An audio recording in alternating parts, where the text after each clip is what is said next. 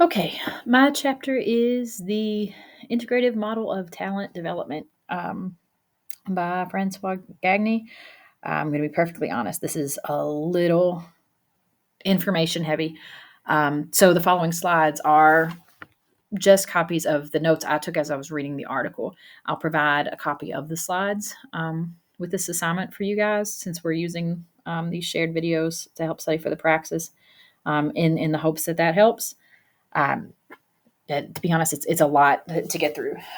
So, according to Gagne, giftedness designates two distinct realities: early emerging forms of giftedness with strong biological roots, as opposed to fully developed. So, the idea that like there's the giftedness that we assume that people are born with versus the giftedness we see later on once the talents have actually been developed. So, Gagne has a differentiating model of giftedness and talent. So, he says that giftedness designates like the position of and the use of biologically anchored and informally developed outstanding natural abilities or aptitudes in at least one ability domain. And it puts an individual with it in the top, at least the top 10% of same age peers, versus talent is a mastery of abilities, both like what you know and what you can do. That puts you in at least the top 10% of the peers. So it's not the same thing. Like one is like you have a proclivity and the other is you develop that into an actual talent, which can come from like all of your accumulated learning, like formal and informal and all that kind of stuff. This is what that model looks like. So this is what I talk about when it's kind of heavy. Like there are arrows going everywhere. So on the left, you'll see the giftedness. So those are his domains of giftedness versus on the far right, you'll see talent, which giftedness can become if it's developed. So you might be born with a natural like gift, but if you don't have like the right opportunities, the right exposure, the right education, the right environment, those gifts may not ever actually turn into talent, which I mean makes a lot of sense, but it doesn't look as much like it makes a lot of sense looking at this video. But I mean, he's trying to cover a lot of like possible influences in this one chart. So there are 6 natural ability domains of giftedness. So it can be intellectual, creative, social, perceptual, or it can be physical, like in muscular or motor control. There are 9 talent components. So there's realistic, investigative, artistic, social, enterprise, and conventional. The preoccupational, academic subjects, science, math, all that stuff, games or sports. So there's lots of talent that can manifest from giftedness. So the DMGT has a really clear definition of how many gifted people there are, and it's got to be in the top 10%. To be gifted or talented, you have to be in the top 10% of your peer group. To be highly gifted or talented, you have to be in the top 1%. To be exceptionally gifted and talented, you have to be 1 in 1,000. And to be extremely or profoundly gifted or talented, you have to be 1 out of 10,000. So you have like a hard number there to work with.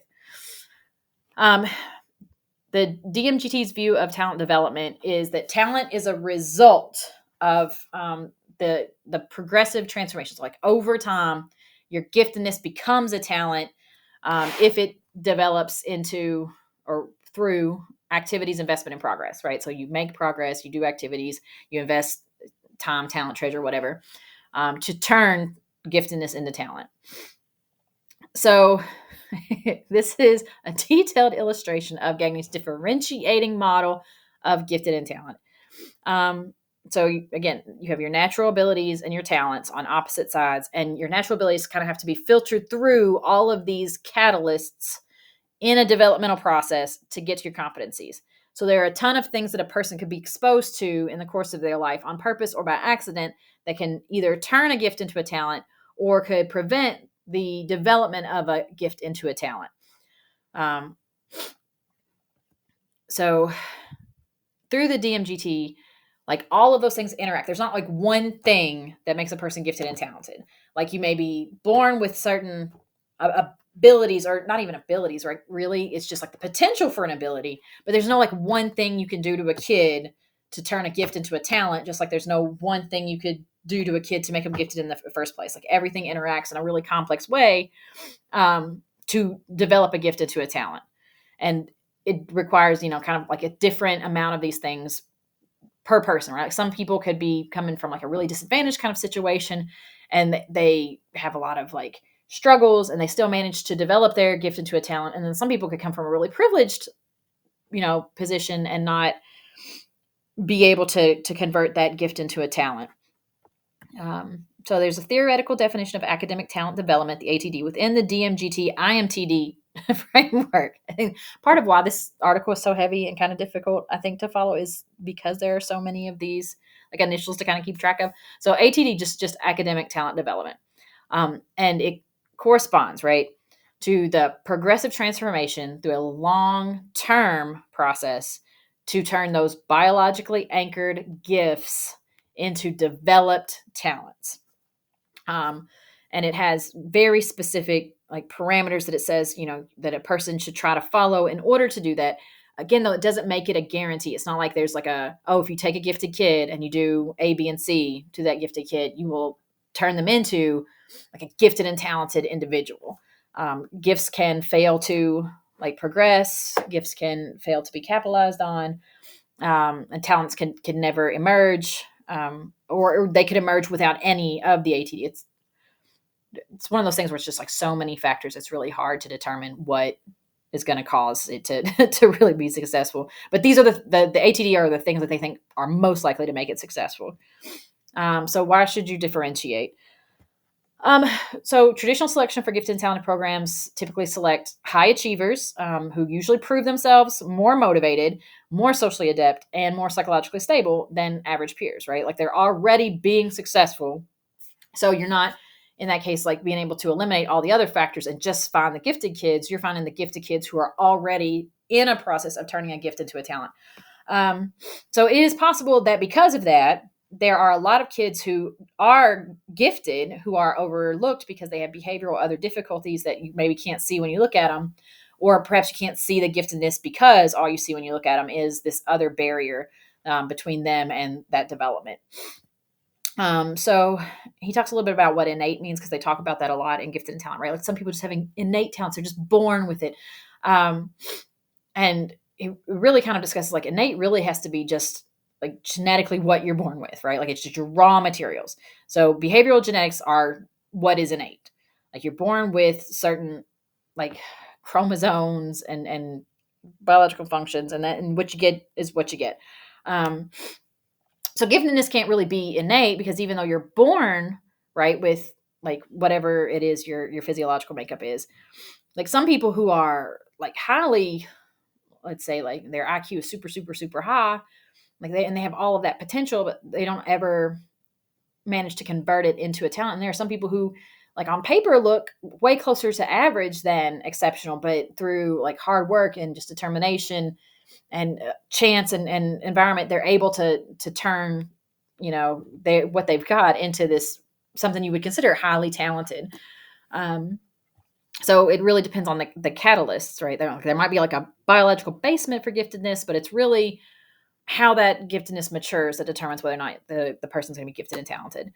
Gagne's developmental model for natural abilities. So this is DMNA, right? So that's what is naturally occurring in the person. So the main difference there between the DMGT and the DMNA is the transfer of the G, the gifted component, from the left side to the right side. So the gifts are now an outcome of your developmental process versus just something you're born with.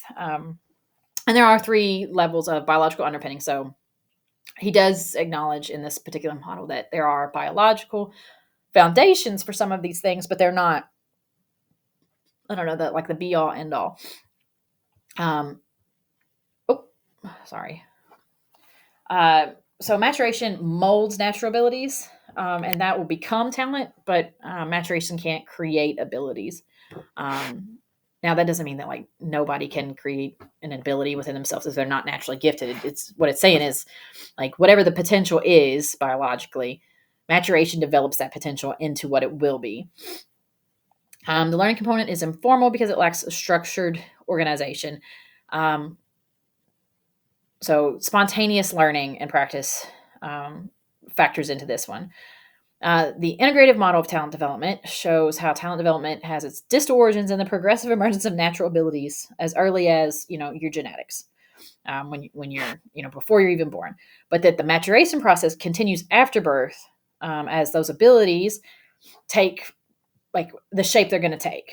So whatever it is, maybe you have like exceptional motor control. And as that exceptional motor control turns into like an obvious like talent for basketball, right? Um, it's not like it was ever, you weren't born a basketball player. You're going to have to develop that kind of through a set of catalysts. Like maybe, your family's a big basketball family. Maybe your family also has a lot of height in it, right? So you had that potential, you were going to be really tall, and then your family was really into basketball. And then they were able to get you, really good coaches and training and support, and you really liked it. So you had a lot of like desire to stick with it. And all of those things kind of have to come together to turn you into a great basketball player. You weren't just, I think that's kind of the image a lot of us get, like, oh, they were just kind of born with a basketball in their hand, or, whatever the talent is. But there are a lot of things that have to like be kind of in contact with the kid as they grow to turn them into a great basketball player. Okay, so this is the chart.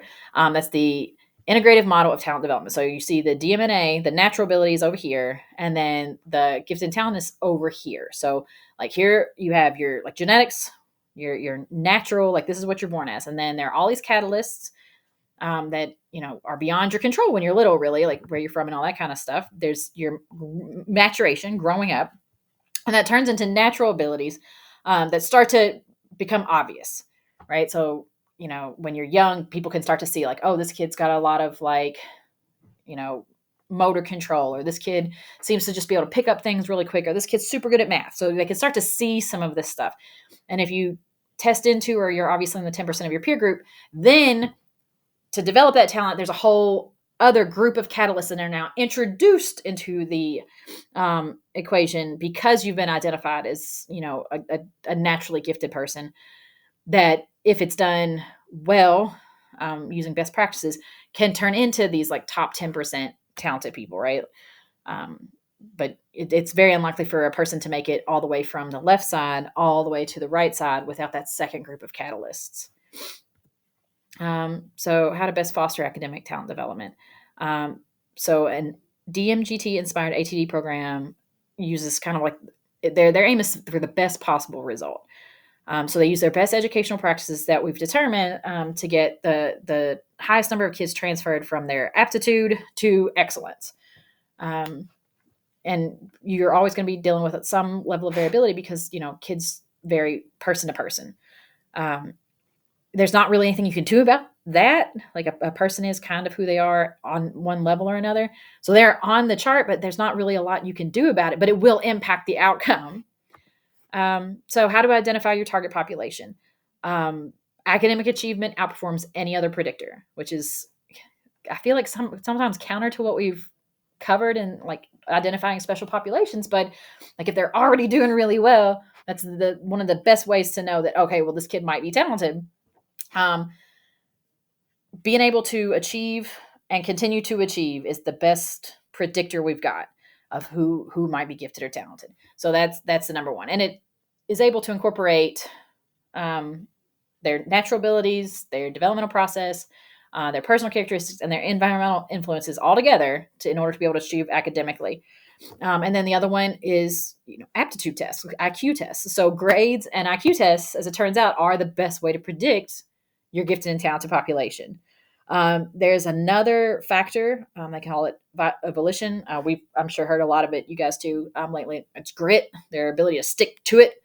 That can really change a kid who maybe is like in the top 10%, but like way out in the 10th percentile versus a kid in the second percentile. If the 10th percentile kids, well, hard work beats talent when talent won't work hard kind of thing. So volition can have a pretty big impact. So seeing a kid who's just really willing to like sit and grind and work and not give up, that's also a pretty good predictor, but not as good as all academic excellence and like an aptitude test.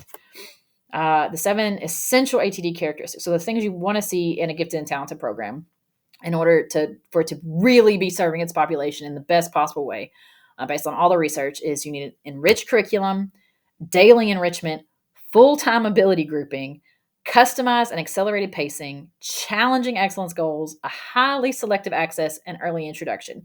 And as you can see, almost all of those are things that you're going to get pushed back in a school, right? But that's the best way to build a gifted and talented program, according to Gagne. So you need an enriched curriculum, and these are the things that he identifies as this is how you know your curriculum is enriched. Like, it's abstract concepts, it's complex contents, multidisciplinary themes, there's sequence organization, there's links to issues, there's introduction to professional inquiry methods, and there's subject acceleration. And like, all of those things need to be in the curriculum for gifted learners. It needs to be happening every day, and on purpose. So it can't just be a pullout, because a pullout won't work in the same way, because you have to be able to keep the kids at the far edge of their proximal development, right?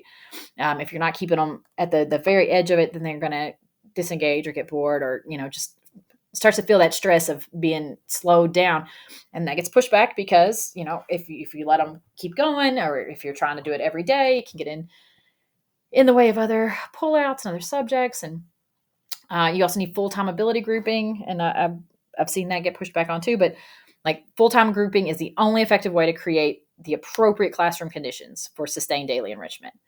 So if they're not in an ability, like a likability group, like they're going to get slowed down. They're just going to get slowed down is what it boils down to. If they're not in a group with other kids who are able to go, faster, harder, deeper, they're going to have to slow down to stay with the group in one way or another. I think it's really difficult for teachers to kind of even conceptualize just letting a kid go as far as they can go when they're like 1 out of 25.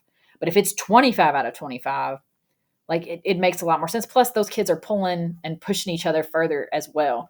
So I think it makes a lot of sense. It's just I've never seen it done. Customized and accelerated pacing, which means every kid needs to be able to go as fast as they can and are willing to go. Because once you start accelerating them, the kids who are like slower learners are going to be, and the kids who are faster learners are going to spread out a lot more. So when you started, they might have all seemed really gifted and above average. And now, as you keep them going, you're going to have a group that is clearly outpacing the rest. And that group needs to continue to be able to go at the pace that they need to go. And I'm sure you've seen that too. Like, you'll see a kid with an accelerated program, but once they get so far, they kind of shut it down, right? That's as far as you can go, because then they'll be too far ahead, or whatever they say. But that they need challenging excellence goals. So I need to determine them themselves. They need to be personal. And it needs to be something that they've decided and dedicated to themselves. Like, I'm going to be excellent at this sort of thing. And it needs to be a long term. So like, all of elementary school, or all of middle school, or all of high school, is how far those goals need to go. And there needs to be highly selective access to this program. So the top 10% or less, they have to have outstanding natural learning abilities, a demonstrated probability of future success. So they already have to be successful in school. It can't be like, oh, well, I think this kid has a lot of potential, but they're just not. Like, they already need to be showing that they can be successful. And it has to be a, like, you keep up or you get kicked out sort of situation, right? Like, either you are continuing to meet so either you need to be able to keep up, or you've got to go. So, and they have to know that going in. If you're not maintaining your grades, if you're not maintaining that same level of excellence, you will be asked to leave the program. Which, I mean, I feel like it makes sense, but it's a hard sell. And there needs to be an early introduction. You can start to see giftedness at a very early age. It says by ages 3 or 4 in the article. And you can tell without a whole lot of exposure to a kindergarten student, like, which ones are ready to move on and which ones aren't. And a lot of times they take those kindergarten readiness tests. Gagne argues that you should start pulling gifted and talented kids from the get-go, like kindergarten, first grade. That you have school readiness tests, you have IQ tests if you need to do them. You need to identify them as early as possible, and get them in the program from there, and not wait until like 3rd or 4th grade until you have certain standardized tests to use as evidence. Like, if you suspect this kid's gifted and talented, you should be evaluating and putting them into the program.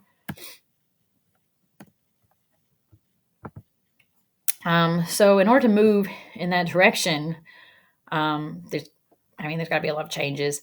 It would begin in kindergarten and first grade. There would be an early interest policy. If you see a kid even ahead of that, like day 1 kindergarten, or even like as they're doing their readiness exam, or, you might have kids who've been evaluated in pre-K, or their parents have done independent evaluations who are ready to go. Like, if the kid's already got something to prove that maybe they belong there, then you need to evaluate and get them there. It needs to be full-time ability grouping, like kind of all day, every day. They're in this gifted and talented program. They're not like, it's not a pullout. It's not like an extra little group that the teacher does, a couple days a week. It's all day, every day. They're with a like group of kids with similar abilities. And it doesn't even have to be age wise. Like if you've got a 5-year-old and a 7-year-old, but it's because they're both gifted, but the 7-year-old is a slower learner and the 5-year-old is like crushing it. Same ability grouping. The comprehensive programming pathway would replace the labels gifted children and gifted education with the more relevant terms, the talentee, the academically gifted, and academic talent development. Because you're looking for kids who've already got that ability to prove themselves academically, and they're developing a talent. They're not gifted. And, I've seen gifted and talented programs where the opposite happens, where like, oh, well, this kid has a lot of potential. They're just not meeting it. So we're going to keep them in the gifted and talented program anyway. And then the kid continues to do poorly or fall behind or not demonstrate any maturation of that talent development. And like they stay in the gifted and talented program anyway. And it can be a hard sell, right, to put them out once they're in. But in an ATD pathway, it has to happen. He says in the article that there are pretty much 0 ATD programs in an elementary school. But you can find them in high schools that are highly selective. So like DuPont Manual, right? Like we have a highly selective high school where if you don't perform, they'll ask you to leave, where you have to have this like history of academic performance to prove that you belong there, in addition to, your portfolio or your testing or whatever else has proved that you're gifted enough. And then there's still super selective, and there's no promise you get to stay there. That's the kind of ATD program they're talking about, is truly a gifted and talented program. Challenges for that are like, there's the specter of elitism, right? Like, oh, well, kids who come from better backgrounds, who have more money, who have more opportunities, are clearly going to make it into these programs more often because they do have the advantage of catalysts. Like that's not untrue. There's going to be a low priority in schools for talented students enrichment. Like it's going to take a lot of things. You're going to need a teacher focused on this for these kids all the time, like a full-time teacher. Like